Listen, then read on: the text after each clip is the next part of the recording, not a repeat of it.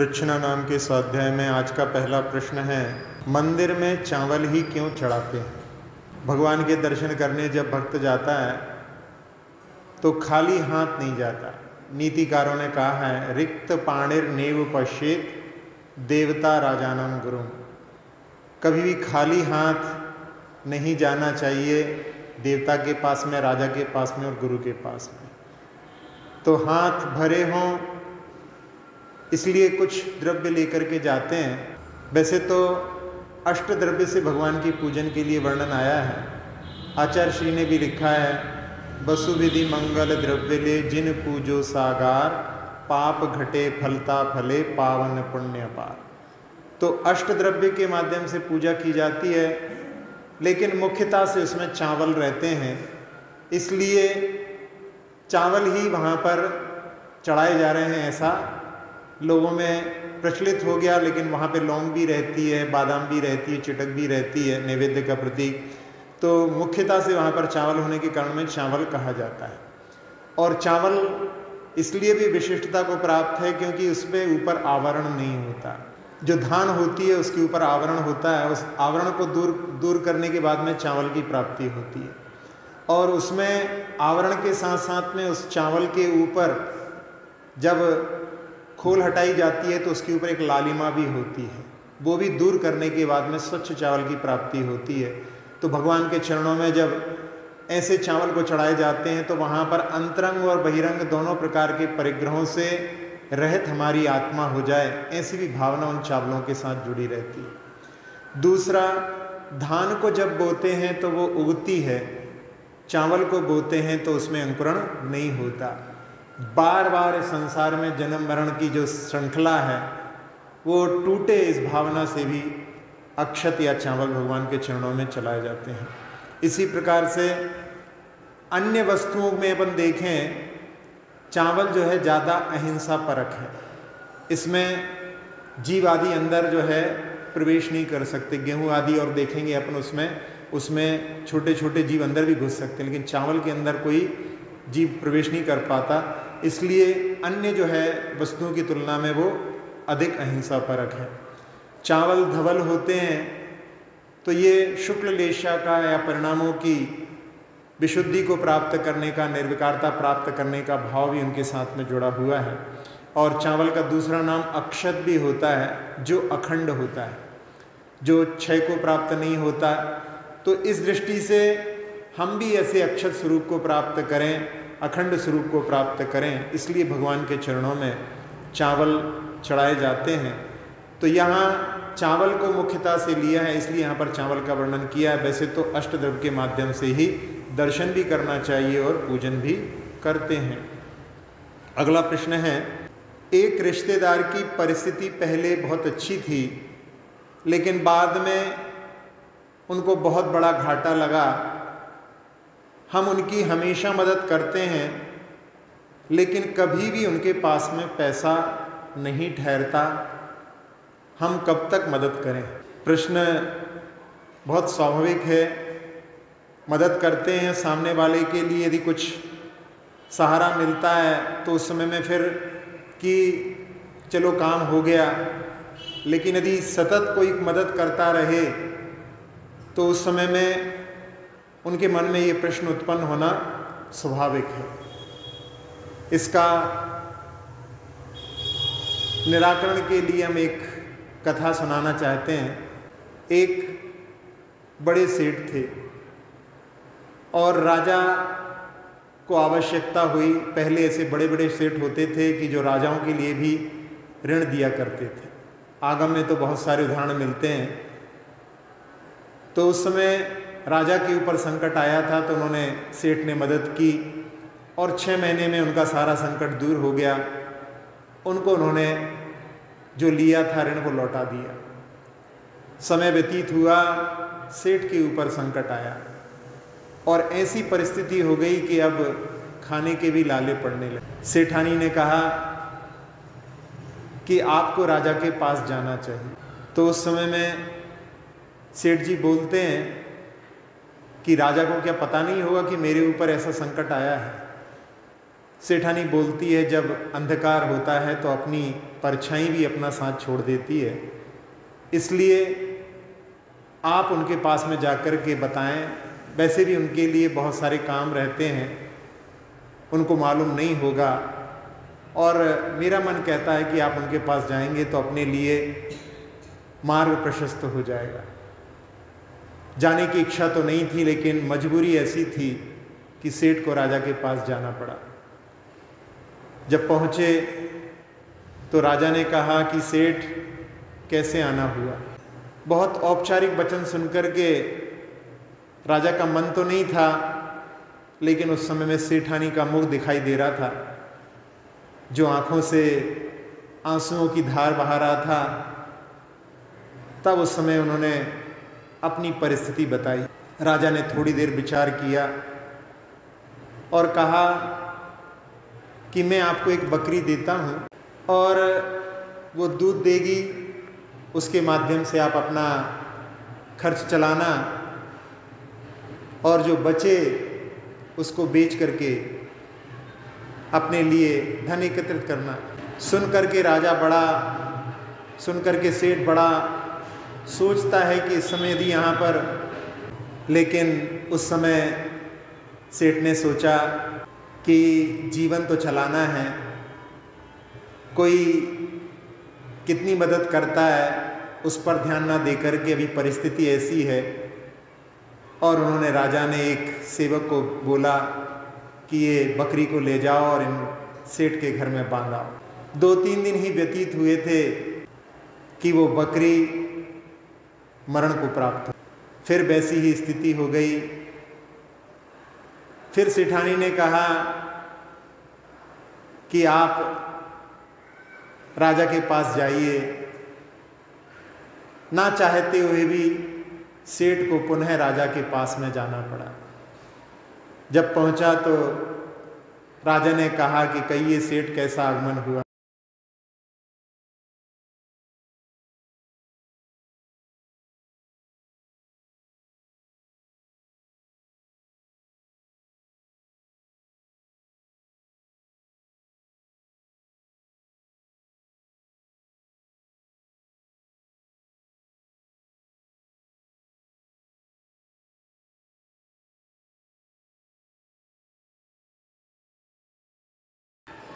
उस समय में सहानुभूति का थोड़ा एहसास हुआ और उन्होंने बात बताई।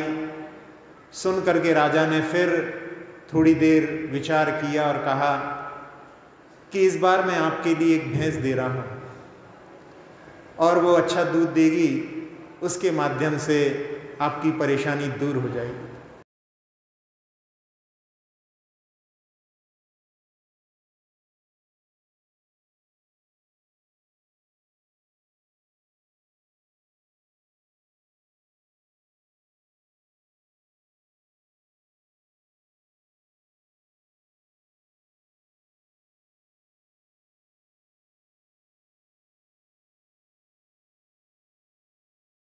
भैंस को लेकर के सेवक वहाँ पर पहुँचा। धोने आदि की व्यवस्था राजा ने कर दी थी और 8-10 दिन व्यतीत हुए कि एक दिन भैंस जंगल में चरने गई थी और लौट करके आई, और आने के बाद में वो गिर पड़ी और उसके मुख से फंसूकर फैन निकलने लगा, और थोड़ी देर में जब तक कुछ उपचार करते उसके पहले ही उसने प्राण त्याग। पुनः सेठानी की वही बात कि आप जाइए, और मुझे पूरा विश्वास है कि इस बार आपको आखिरी बार जाना होगा, वो आपको फिर दोबारा नहीं जाना पड़ेगा। सेठ ने सोचा चलो परिस्थितियों के कारण में व्यक्ति मोहताज हो जाता है, और वो गए वहाँ पर। उस समय में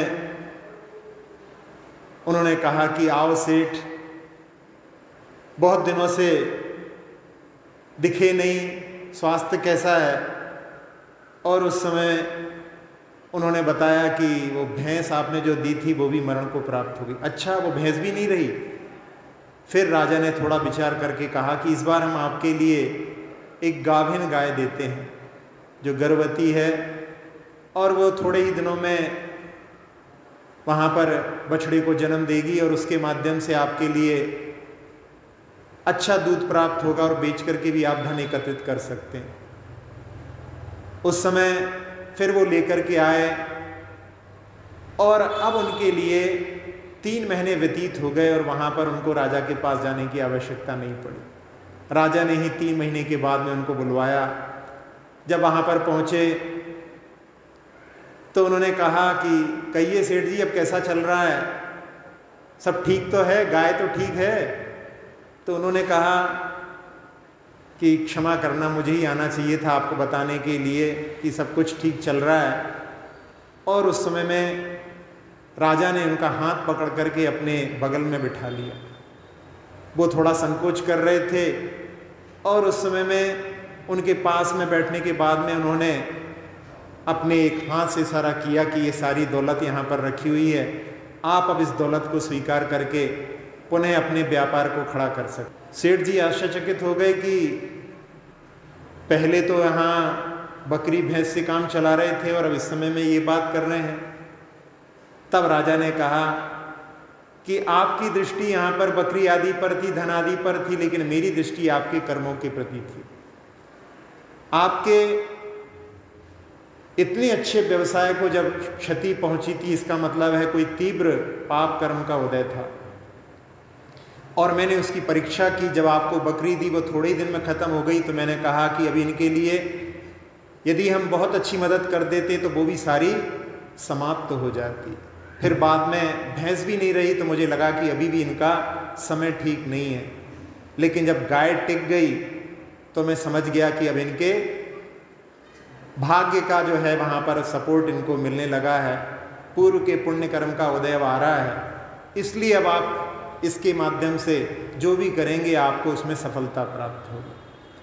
तो इस उदाहरण के माध्यम से आप भी अपने जो रिश्तेदार हैं उनके लिए ऐसे ही उनके लिए कोई छोटे छोटे काम में करने के लिए कहें। कई बार बड़े कामों में वैसी सफलता नहीं मिल पाती है, और उनके साथ साथ में धर्म पुरुषार्थ के लिए भी उनको प्रेरित करें, जिसके माध्यम से वो भगवान का अभिषेक, पूजन, जाप आदि करें। जो पाप के द्वार हैं, रात्रि भोजन का त्याग आदि, उनका त्याग करके इससे रात्रि में भोजन करने से जो पाप आता है उससे बच सकते हैं। अभक्ष्य आदि का त्याग के लिए भी उनको प्रेरित करके, और साथ साथ में छोटे कार्यों को करने के लिए उनको प्रेरित करें, जिसके माध्यम से उनका साहस, जो आत्मविश्वास डगमगा गया है, वो पुनः प्राप्त कर सकते हैं। अगला प्रश्न है, सूत्र की क्या परिभाषा है? तत्वार्थ सूत्र में सूत्र शब्द जुड़ा हुआ है। वैसे तो इसका मूल नाम तत्वार्थ ही है, लेकिन सूत्र शैली में लिखा गया है इसलिए इसको तत्वार्थ सूत्र कहा जाता है। सूत्र की परिभाषा, अल्पाक्षर मसिंदग्धम सारवद गुण निर्णयम निर्दोष हेतु मत तथ्यम सूत्र मित्युचितई बुधई। जो अल्प अक्षर से युक्त होता है, जिसमें कोई संदेह नहीं रहता है, जो सारभूत होता है और गूढ़ पदार्थों का निर्णय करने वाला होता है, जो निर्दोष होता है, जिसमें कोई दोष नहीं होते, और जो युक्ति से युक्त होता है, उसको विद्वान पंडित लोग सूत्र कहते हैं। तो उन सूत्रों में ऐसा जो है अर्थ छुपा रहता है। जैसे तत्वार्थ सूत्र का सबसे छोटा सूत्र है नाणो। इसके माध्यम से सूत्रों का जब अर्थ निकालते हैं तो आगे पीछे का भी ध्यान रखा जाता है। नहीं तो इसको समझ करके कई लोग कहें कि अणु का अस्तित्व नहीं होता, ना अणु नहीं होते हैं। लेकिन यहाँ पर पूर्व का यदि अपन प्रकरण देखें तो वहाँ पर प्रदेशों का वर्णन चल रहा है, इसलिए यहाँ पर कि अणु के पास में बहु प्रदेश नहीं होते, वो एक प्रदेश ही होता है। तो ऐसे सूत्र के जो सारे जो लक्षण होते हैं वो एक एक सूत्र में भी यहाँ पर घटित होते हैं, लेकिन सूत्र एक दूसरे से संबंधित भी होते हैं, उसका भी ध्यान रखा जाता है। अगला प्रश्न है कि आगम के भाव को ठीक ग्रहण करने के लिए क्या विधि है? आगम का जब अध्ययन करते हैं तब उस समय में कुछ चीज़ों का ध्यान रखा जाता है। आचार्य परंपरा से जो आगत मूल सिद्धांत है उसको आगम कहा जाता है, और इसके भाव को ठीक ग्रहण करने के लिए 5 प्रकार से इसके अर्थ को करने की विधि बताई है। सबसे पहले तो शब्दों के अर्थ को, शब्दार्थ का ज्ञान होना चाहिए। फिर उसके बाद में ये कथन किस नय की अपेक्षा कहा गया है, व्यवहार नय की अपेक्षा है, निश्चय नय की अपेक्षा है, इसका भी ध्यान रख करके उसका अर्थ निकाला जाता है, वो नयार्थ कहलाता है। इसके बाद में कोई बात कही गई है तो वो किस मत के लिए कही गई है, ये भी ध्यान रखना पड़ता है। बहुत सारे मतांतर भी चलते हैं, तो उसमें कभी चारवाक मत के लिए भी वहाँ पर प्रेरित करके उनके लिए भी कुछ बात कही जाती है। तो ऐसे सांख्य मत आदि को भी जो मत हैं, उन सब के लिए वहाँ पर किस अपेक्षा से कहा गया है, वो मतार्थ कहलाता है। इसके बाद में आगम में क्या परिपाटी है, इसका अर्थ किस प्रकार से बताया गया है, वो आगमार्थ कहलाता है। और सबसे आखिरी में भावार्थ, जो कि क्या हेय है, क्या उपादेय है, इसके लिए प्रेरणा देने वाला होता है। तो शब्द का अर्थ तो क्षेत्र कालादि के अनुसार परिवर्तित भी हो जाता है, पर भावार्थ वही रहता है। इसी से शब्द जो है बदल जाते हैं। हर जो है भगवान की वाणी में वहाँ पर शब्दों में परिवर्तन आपको मिलेगा, लेकिन आगम जो कि अनादि निधन कहा जाता है, वो सब में वही उपस्थित रहेगा। और शब्द की रचना की अपेक्षा से अपन देखें तो वो पौरुषेय कहला सकता है, यानी किसी पुरुष के द्वारा निर्माण है। लेकिन अनादि निधन की अपेक्षा से देखें तो आगम जो है वो अपौरुषेय है, वो किसी ने बनाया नहीं है। लेकिन समय समय पर जो तीर्थंकर देशना देते हैं तो उस समय में उन शब्दों की रचना के माध्यम से उसको अपन पौरुषेय भी कह सकते हैं। अगला प्रश्न है कि गांधी जी अहिंसा के पुजारी क्यों कहलाते?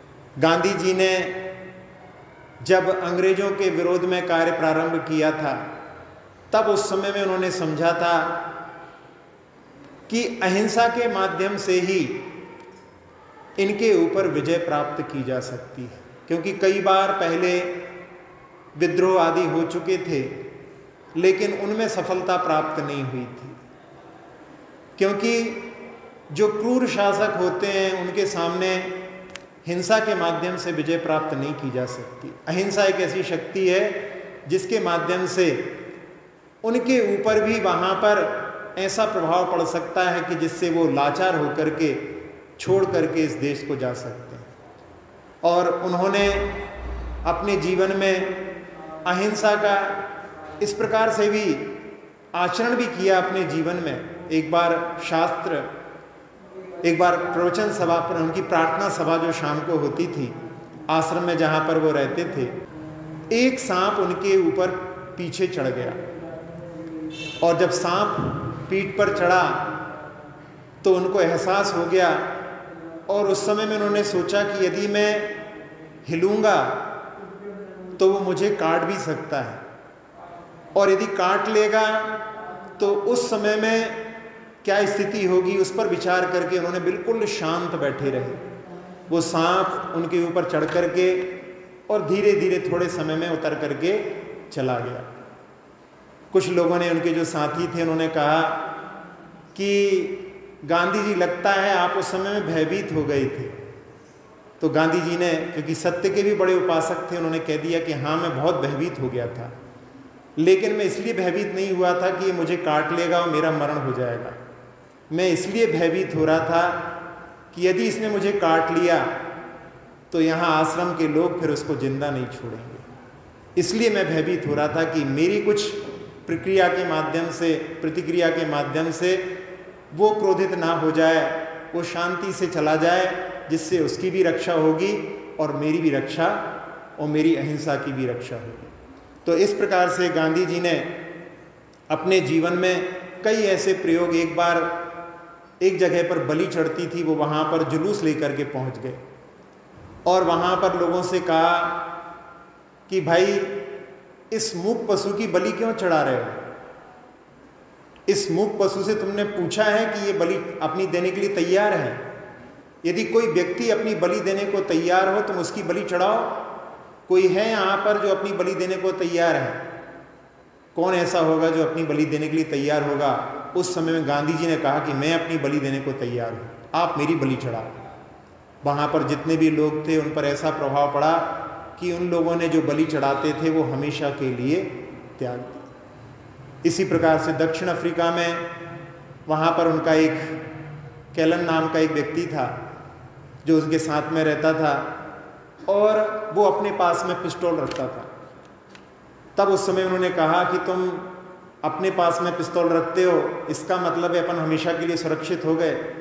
ये उन्होंने व्यंग किया था उसके प्रति और उन्होंने कहा कि ये रखना अपनी आस्था को कमज़ोर करता है, भयभीत इन चीज़ों को रखते हैं, इस प्रकार से कहकर के तुम इसको फेंक दो।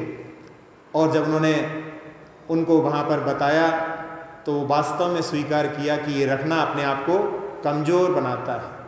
जो निशस्त्र होते हैं वो ही सबसे ज़्यादा शक्तिशाली होते हैं। ऐसे गांधी जी के जीवन को अपन देखें तो उन्होंने अहिंसा सत्यादि के जो प्रयोग हैं अपने जीवन में करके और इस देश को भी जो विजय प्राप्त कराई है, उनका बहुत बड़ा योगदान है। अगला प्रश्न है, अष्टसहस्री क्या है? अष्टसहस्री एक ग्रंथ है जो आचार्य समंतभद्र स्वामी के आप्तमीमांसा, जिसका दूसरा नाम देवागम स्तोत्र है, जिसमें 115 श्लोक हैं। और ये भी कहा जाता है कि ये तत्वार सूत्र के मंगलाचरण मोक्ष मार्ग से नेतारम, उसके ऊपर उन्होंने जो गंधहस्ती महाभाष्य लिखा था उसका मंगलाचरण की केवल व्याख्या है। इस 115 श्लोक को आगे चल कर के आचार्य अकलंक देव ने इसको 800 श्लोक में इसको व्याख्यान किया और फिर उसके बाद में 9वीं शताब्दी में आचार्य विद्यानंदी जी हुए, उन्होंने उन 800 श्लोकों को 8000 के रूप में कर दिया। तो वो अष्टसहस्री यानी 8000 जिसमें श्लोक हैं वो अष्टसहस्री नाम का ग्रंथ कहलाता है। इसमें न्याय का बहुत विशद वर्णन है और आचार्य विद्यानंद जी कहते हैं कि और कुछ पढ़ने की क्या आवश्यकता है, इसको ही पढ़ करके जिनागम के सारे रहस्यों को समझा जा सकता है। चूँकि न्यायपरक ग्रंथ है इसलिए विद्वानों के लिए भी क्लिष्ट लगता है। आचार्य ज्ञान सागर जी महाराज का क्या क्षयोपम होगा कि एक प्रति थी वो भी आचार्य श्री के हाथ में रहती थी और ज्ञान सागर जी महाराज बिना देखे भी उसको कहाँ पर क्या लिखा है उनको स्मरण में रहता था। उनके क्षयोपम को भी अपन समझ सकते हैं। तो उसको बड़े बड़े विद्वान भी वहाँ पर कठिन समझ करके इसको कष्ट सहस्री के नाम से भी बोलते हैं। ऐसा ये ग्रंथ है अष्टसहस्री। अगला प्रश्न है कि अष्टापद क्या होता है?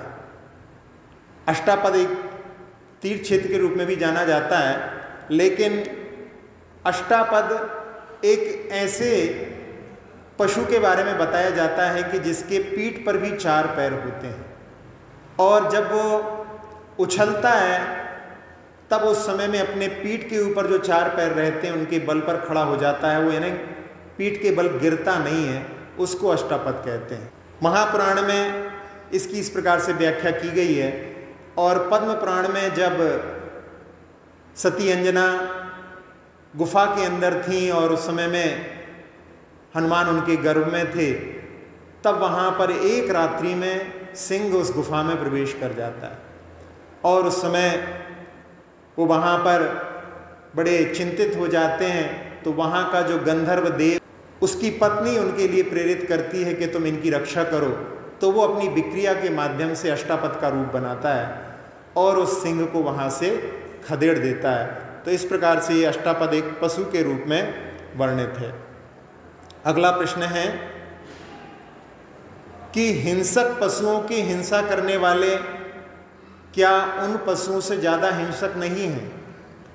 कई बार लोग ऐसा तर्क देते हैं कि जो सिंह आदि हिंसक पशु हैं उनकी हिंसा करने से हम हिंसा का अंत कर रहे हैं, लेकिन वास्तव में देखा जाए उन हिंसक पशुओं की भी यदि हिंसा करते हैं तो वो उनसे भी ज़्यादा हिंसक माने जाने चाहिए। एक बार एक राजा शिकार पर गया था और उस शिकार पर अपने साथियों से बिछड़ गया और बहुत परेशान होकर के भूखा प्यासा रह कर के बड़ी मुश्किल से रात्रि में अपने ठिकाने पर पहुंचा।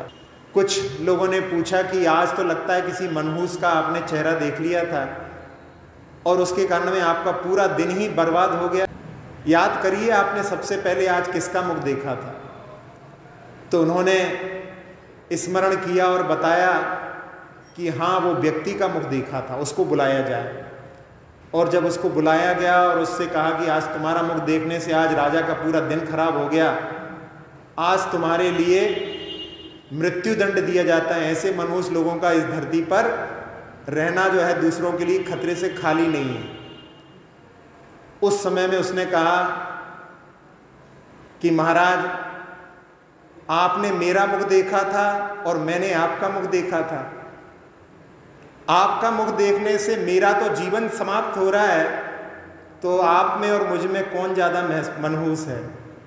राजा को समझ में आ गया कि दूसरों के ऊपर मनहूस की ऐसी बात कहने से हम ही मनहूस होते हैं। इसी प्रकार से हिंसक पशुओं की जो हिंसा करते हैं वो उनसे भी ज़्यादा हिंसक हैं, इसमें कोई भी संदेह नहीं। अगला प्रश्न है कि पंडित आशाधर जी का परिचय दीजिए। पंडित आशाधर जी ये विक्रम की 13वीं शताब्दी के विद्वान हुए हैं और इनका जन्म राजस्थान में मांडलगढ़ में हुआ था और वहाँ से ये धारा नगरी में आकर के निवास करने लगे थे। कोई मुस्लिम शासक के रक्षक के यानी मुस्लिम शासक से रक्षा के भाव से यहाँ पर आकर के रहने लगे थे और फिर बाद में और किसी का सहयोग मिला तो वहाँ से भी 10 कोस दूर नलगच्छ ग्राम में ये रहने लगे थे। वहाँ पर इन्होंने व्याकरण आदि का अध्ययन किया और उसके बाद में इन्होंने बहुत सारी कृतियों का निर्माण किया। बहुत बड़े विद्वान बन गए थे ये। इनके माता का नाम श्री रत्नी था और पिता का नाम सलक्षण था। इन्होंने क्रियाकलाप अमरकोश जो शब्दकोश है उसकी टीका भी लिखी है। इन्होंने एक अध्यात्म रहस्य नाम का भी एक ग्रंथ लिखा है। इष्टोपदेश की टीका लिखी है। इनकी स्वयं रचना जो है वो अनगार धर्मामृत, मूलाचार जैसी साधुओं के जीवन के बारे में इन्होंने अनगार धर्मामृत और भगवती आराधना की टीका लिखी है। श्रावकों के लिए इन्होंने सागर धर्मामृत लिखा है। भूपाल चतुर्विंशति नाम का जो श्लोक है उसकी भी टीका लिखी है। एक इनका प्रतिष्ठा पाठ भी है और सहस्रनाम स्तव भी लिखा है, रत्नत्र विधान भी लिखा है। ऐसी बहुत सारी कृतियाँ इनकी हैं। इनको अनेक जो विद्वान और साधु भी इनकी ज्ञान की प्रशंसा करते थे। इनका उन्होंने नए विश्व चक्षु नाम की उपाधि भी इनको दी थी। कली कालिदास भी इनको कहते थे। प्रज्ञा पुंज भी इनको पुकारते थे। इन्होंने एक अष्टांग हृदयम नाम का जो आयुर्वेद का ग्रंथ है उसके ऊपर भी टीका लिखी थी। अगला प्रश्न है काकतालीय न्याय क्या है। काकतालीय न्याय ऐसा न्याय होता है जैसे कोई पक्षी या कौवा है जिसमें काक दिया हुआ है, किसी वृक्ष के ऊपर जाकर के शाखा के ऊपर बैठे और उसको वहीं पर कोई फल आकर के उसको प्राप्त हो जाए। तो बिना प्रयास के कोई चीज मिल जाए और जो बहुत दुर्लभ हो उसके लिए काकतालीय न्याय कहा जाता है। द्रव्य संग्रह की टीका में वर्णन आता है कि एकेंद्रीय आदिक से लेकर यानी आदि की जो पर्याय हैं अधिक अधिक दुर्लभ बातों को काकतालीय न्याय से अर्थात बिना पुरुषार्थ के स्वतः ही प्राप्त कर भी ले तो भी परम समाधि बहुत दुर्लभ है, यानी उसकी दुर्लभता और ज़्यादा है। इस प्रकार से वहाँ पर काकतालीय न्याय का प्रयोग किया है। अगला प्रश्न है आजकल फोन पर प्रलोभन देकर के बहुत सारे धोखाधड़ी के केस हो रहे हैं, इनसे बचने के लिए क्या करें। एक बालक ने हमको बताया था कि उसके लिए कहीं विदेश से एक फ़ोन आता है और उसमें कहा कि एक हमारे जो फाउंडेशन है उनके जो संस्थापक थे उन्होंने बहुत सारी दौलत छोड़ करके वो मरण को प्राप्त हो गए और उन्होंने बोला कि भारत में किसी गांव में तुम उनके माध्यम से चैरिटी दान का काम करना, वो सहयोग लोगों को करें इसलिए हम आपके लिए धन देना चाहते हैं। उसने आकर के हमको बताया, हमने कहा कि ऐसी खबरें बहुत पेपर में छपती रहती हैं, इसके माध्यम से वो लोग ठगना चाहते हैं, इसलिए तुम इसमें जो है सतर्क रहो, उनसे बात करने में कोई फ़ायदा नहीं है। लेकिन उसकी मन में ऐसी भाव थी कि जब आ रहा है पैसा, अपने को तो कुछ देना नहीं है, तो उसमें प्रयास करने में क्या दिक्कत है।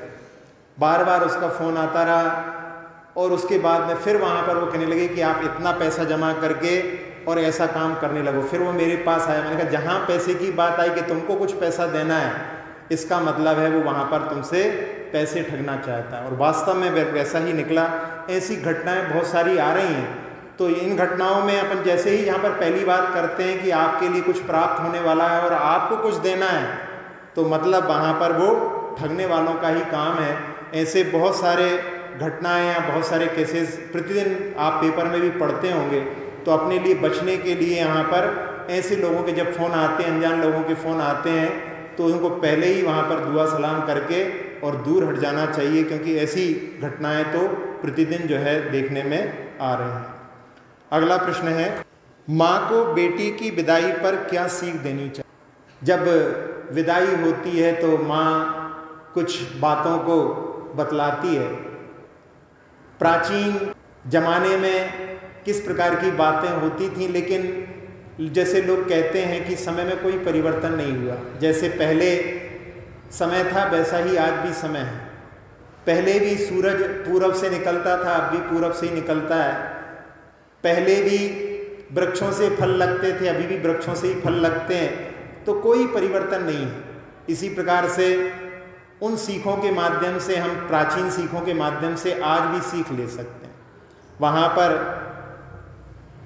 कि आग बाहर ना जाए, पहली सीख माँ देती है बेटी के लिए कि आग बाहर ना जाए।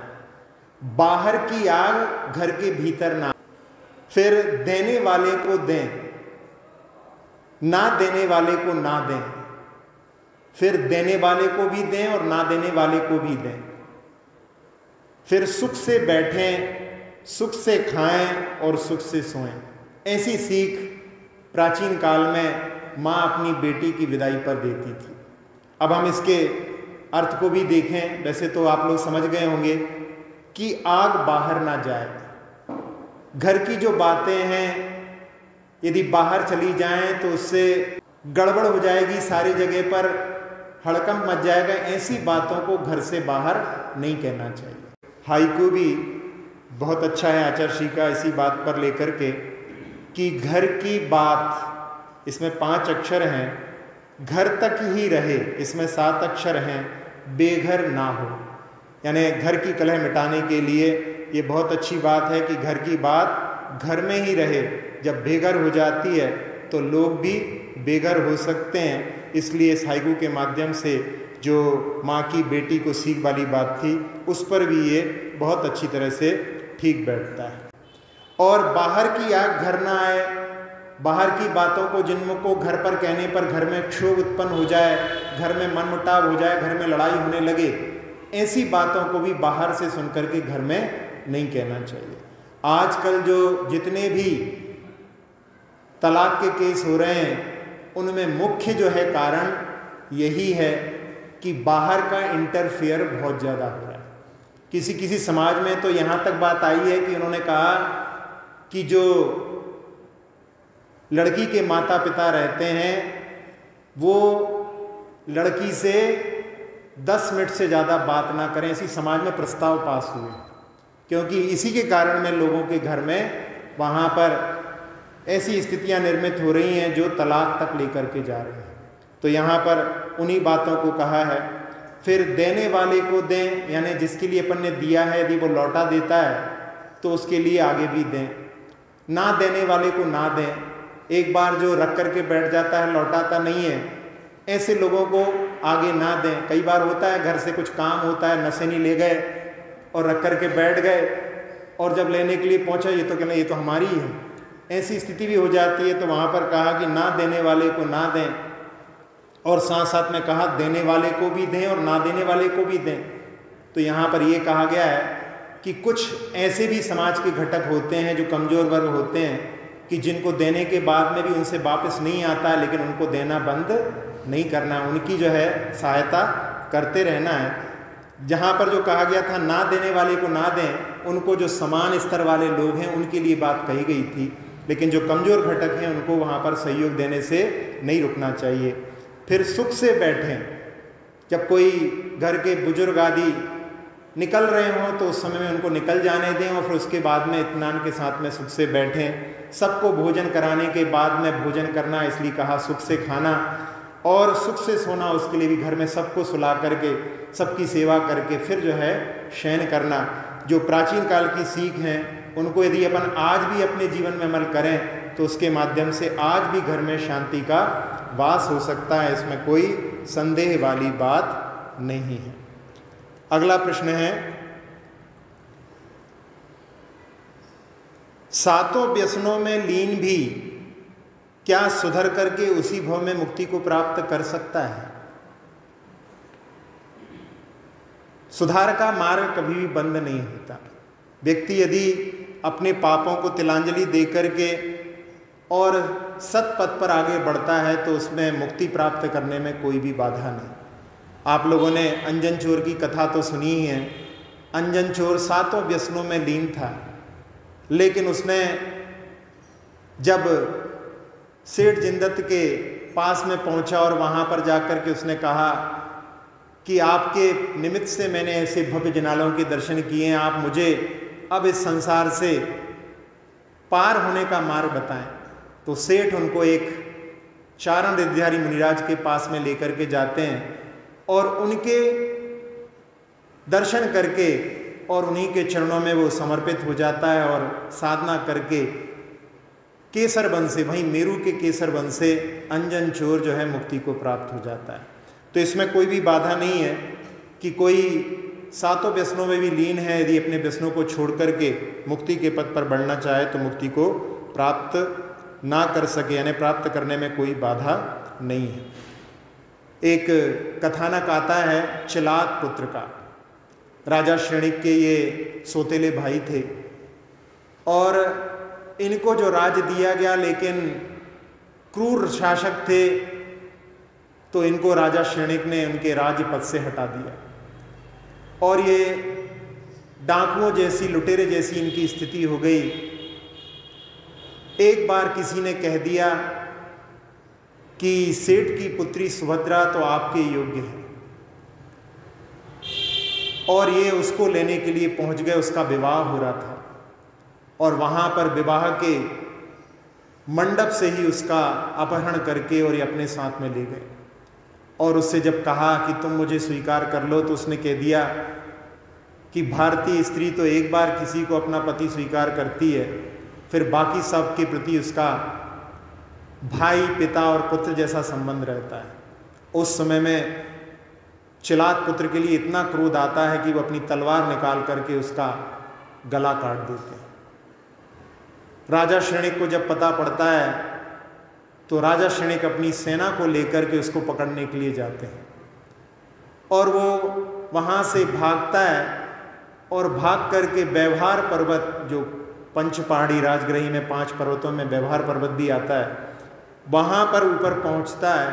और उस समय में एक आचार्य 500 शिष्यों के जो स्वामी थे वहाँ पर विद्यमान थे और उनके पास में आकर के चिलात पुत्र निवेदन करता है कि मुझे मुक्ति का मार्ग बताओ।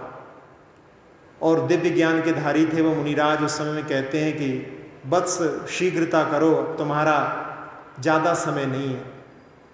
और वो केश लौंच करके दीक्षित हो जाते हैं उनके चरणों में। जब तक राजा श्रेणिक पहुँचते हैं तब तक वो ध्यानस्थ हो जाते हैं। राजा श्रेणिक जब उनके चरणों में पहुँचते हैं और उनके दर्शन करते हैं तो उनको बिल्कुल अलग ही वहाँ पर, कहाँ सेठ की पुत्री का वध करके भी आया है, लेकिन यहाँ पर तो चेहरे पर पूरे श्रमणत्व के भाव उनको जहाँ पर दर्शन हो रहे हैं। नमन करके राजा श्रेणिक लौट जाते हैं और जिस सुभद्रा का चिलात पुत्र ने वध किया था वो मर करके व्यंतरी, यक्षी बनती है और वो यक्षी अपने अवधि ज्ञान के माध्यम से कि मेरा किसने वध किया है, मेरा भी मृत शरीर भी वहाँ पड़ा हुआ है, और वो वहाँ पर प्रतिशोध की भावना से पहुँच जाती है एक चील का रूप बना करके, और वो उनके ही सिर के ऊपर जो अभी अभी उन्होंने केशलोंच किए हैं उनके सिर के ऊपर बैठ जाती है। पहले तो अपने नाखूनों से ही सिर को वहाँ पर वो घायल कर देती है। और उस समय में चिलात पुत्र जो मुनिराज हैं उन्होंने अब थोड़ा सा ही समय बचा हुआ है, मेरा अंत समय निकट आ गया है, ये शरीर तो नष्ट होने ही वाला है, अब इसके माध्यम से जितने भी कर्म जो है नष्ट हो जाएं, जितना भी ऋण चुक जाए उतना अच्छा, ऐसे भावों से वो वहाँ पर ध्यानस्थ हो गए। और उस सिर पर बैठी हुई जो चील के रूप में यक्षी है उसने उनकी दोनों आँखों को फोड़ दिया। और उसके बाद में वहीं पर मधुमक्खियों के जो छत्ते लगे हुए थे उसमें मधुमक्खी वहाँ पर आकर के उनके घावों पर वहाँ पर जो है चिपक गई। 8 दिन तक उन्होंने ऐसे घोर उपसर को वहाँ पर समता के साथ में सहन करके, और उसी बीच में उन्होंने उपसम श्रेणी पर आरोहण कर लिया। उपसम श्रेणी पर आरोहण करके 11वें गुण स्थान में पहुँचे, और उसी समय में उनकी आयु का अंत समय आ गया। उनकी आत्मा वहाँ से 4थे गुण स्थान में आकर के, क्योंकि विग्रह गति में जब कोई आत्मा एक जगह से दूसरी जगह जाती है, एक शरीर से दूसरी जगह जाती है, तो उसमें केवल 3 ही गुण स्थान होते हैं, पहला, दूसरा और चौथा। तो उसमें 11वें गुण स्थान से 4थे गुण स्थान में आकर के उनकी आत्मा सम्यक दर्शन के साथ में और सर्वार सिद्धि विमान में पहुंच गई। और वहाँ से आने के बाद में अगले भव में उनकी मुक्ति हो जाएगी। जैसे प्रश्न किया यहाँ पर कि उसी भव से मुक्ति, तो उस भव से वो वहाँ पर नहीं हो पाए, लेकिन अगले भव में उनकी मुक्ति वहाँ पर निश्चित है, क्योंकि सर्वार सिद्धि में जो भी उत्पन्न होते हैं वो एक भवावतारी होते हैं। तो साधना के माध्यम से कर्मों का ऋण उसी जीवन में या निकट भव में, निकट जो है जीवन में भी पूर्ण हो सकता है। इसलिए साधना के मार्ग को हमेशा अपना आदर्श बना करके अपने जीवन में रखना चाहिए। अब थोड़ी देर के लिए ध्यान करते हैं। सभी लोग ध्यान की भूमिका में पहुंचने का प्रयास करें।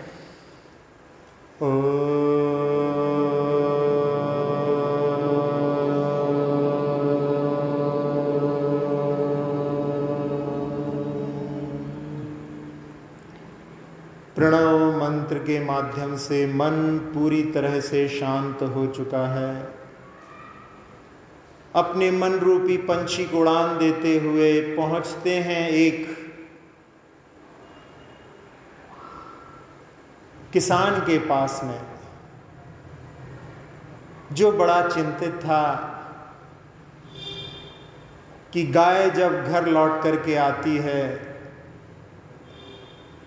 तो थन उसके बिल्कुल खाली रहते हैं। कौन मेरी गाय के दूध को चुरा लेता है, आज मैं उसको पकड़ करके रहूंगा। और दूर दूर छिपा छिपा देखता हुआ चल रहा है, चोर को पकड़ना है ऐसे भावों से। और जब गाय एक टीले के पास पहुंचती है और उसके थन से दूध वहां पर धार के रूप में गिरने लगता है, वो किसान देख करके कि ये क्या, ये तो चुंबक जैसा कोई वहां पर इसके दूध को खींच रहा है, जरूर इसमें कोई विशिष्ट बात होनी चाहिए। और वो दौड़ा दौड़ा जाता है, गेती फावड़ा लेकर के आता है, और जब उस जगह को खोदता है तो वहां से चांदनपुर के महावीर प्रकट होते हैं। उस प्रतिमा को वहां से ला करके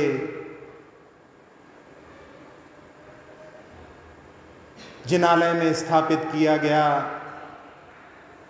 ऐसे चांदनपुर के महावीर उनकी ऊर्जा को अपनी ओर आह्वान करने के लिए पुनः एक बार ओम का नाद करेंगे।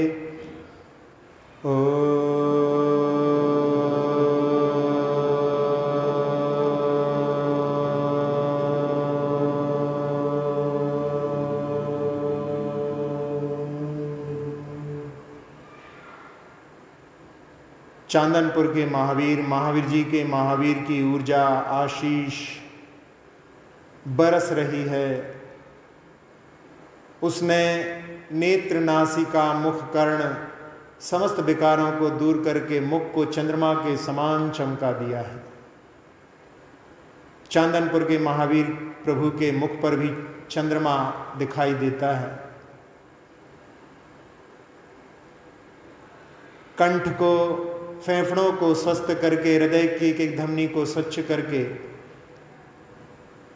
छोटी आंत, बड़ी आंत, किडनी, लीवर आदि सभी अंतरंग अवयवों को स्वस्थ करके, मेरुदंड, पीठ, कमर, कंधे, दोनों हाथों, जंघाओं, घुटने, पिंडलियां, टखने, एड़ियां, तलवे, अंगूठे सहित सभी उंगलियों को अपने आगोश में लेकर के पूरे शरीर को, पूरे शरीर की त्वचा को, एक एक प्रदेश को निर्विकार, निरामय, निरोगी बना दिया है।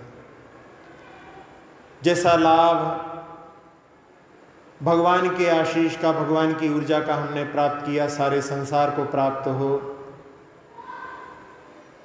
उस अतिशयकारी बिंब की ऊर्जा पूरे संसार के रोगों को, दुखों को, शोकों को नष्ट कर दे, ऐसी भावना से उस ऊर्जा को पूरे लोक में फैलते हुए देखें। सुखी रहें सब जीव जगत के, कोई कभी ना घबरावे।